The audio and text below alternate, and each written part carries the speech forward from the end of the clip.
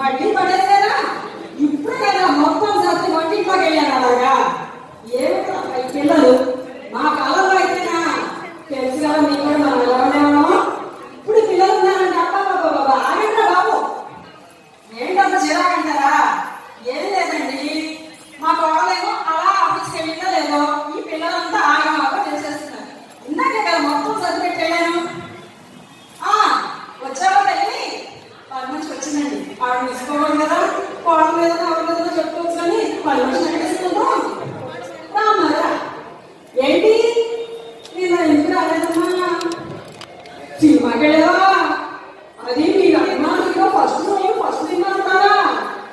వీళ్ళ మేడ్ సరే ఏమంటాం, ఇంకా సినిమాలకి ఏమంటాం, ఇంకా వీళ్ళ మతం మా అమ్మ మాట్లాడి చిన్నప్పుడు మనం ఎప్పుడో వెళ్ళేవాళ్ళం. నెలకు ఒకటి బాగా హిట్ అన్నాక ఎప్పుడో ఒకటి చూసేవాళ్ళం. ఇప్పుడా వీళ్ళు బాబోయ్, అది కాక నేను ఇంత పని చేస్తాను, నాకు ఎంత కూడా ఎక్స్ప్రెషన్ ఉంటుంది కానీ ఇంట్లోనూ పని మనుషులు మాత్రం నెత్తి మీద పెట్టుకుని చూసుకోవాలి. ఎందుకంటే వాళ్ళ లేకపోతే మనం పని చేసుకోవాలి కదా. ఏం చేస్తాం? మా వాళ్ళు కూడా అంటారండి. నన్నైతే ఏదో అంటూ ఉంటుంది, ఏమంటే అబ్బాయి ఇది పెట్టారా అంటది. ఆ పని మనుషులు అనుకోండి నెత్తి పెట్టుకుని చూసుకుంటుంది, మళ్ళీ రాకపోతే ఏం చేస్తుంది. అబ్బా ఈ సెల్ ఫోన్ ఒకటి ఇది వచ్చిన తర్వాత ఎప్పుడు ఇంకా ఎవరికైతే యువ వారంతో పొలంలో అయితే ఫ్రెండ్స్ నేను చుట్టాను కానీ కలిసేవాళ్ళు. ఈ ఫోన్ వచ్చాక డైలీ చెప్పేస్తుంటే ఉన్నాగా కబుర్లు. వస్తున్నట్టండి ఫోన్. హలో, ఏం చేస్తున్నా? నేను అదే కోడ వెళ్ళింది, అదే చేస్తున్నా నేను కూడా.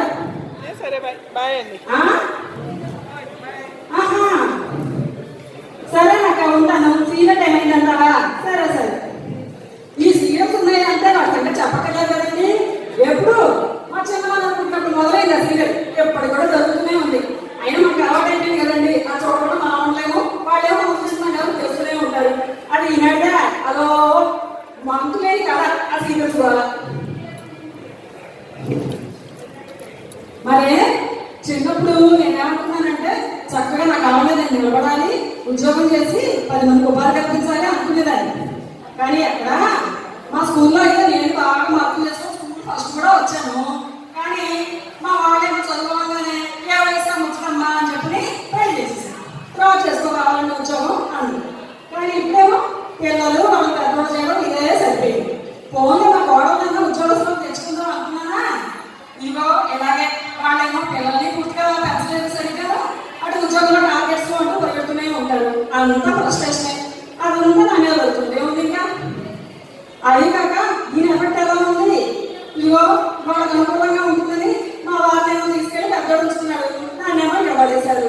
ఏమో ఈ వయసులో కొడవడం లేకుండా ఇంకా ఇలా ఉంటున్నాయి మా బతుకు. ఉమా వచ్చావా? ఏంటి మీ అబ్బాయి అమెరికాలో ఉద్యోగం అనేసి వచ్చేసాడా? ముఖ్యడా పోయింది. హాయిగా ఒకచోటే ఉండొచ్చు అందరూ. ఈ మధ్య ఈ అమెరికా పరుగులు ఎక్కువైపోయి ఇక్కడ పెద్దవాళ్ళని ముసలివాళ్ళని కూడా వదిలిపారేసి జాబ్ కోసం పరుగులు తీస్తున్నారు. మంచి పని చేశారు, వాళ్ళు పంపించేసి తిరిగి వాళ్ళు ఎక్కడన్నా కలిసి ఉంటారు. ఏంటి ఇన్స్టాల్మెంట్లు కూడా వాళ్ళందరిలోనూ ఉండేగా. ఆ ఉద్యోగం చేయకపోతే ఇన్స్టాల్మెంట్ వాళ్ళు ఇవేమో కట్టాలి కదా అనుకుంటూ కోరిక లేదు, తక్కువ లేవులేండి, ఒక దగ్గర నుంచి వాడు వస్తూనే ఉంటాయి. వాడికి తగ్గట్టుగా సంపాదన అయితే ఎక్కడికమ్మా అంటే ఈ ఉద్యోగాలు పడగలుగుతూ ఉంటారు.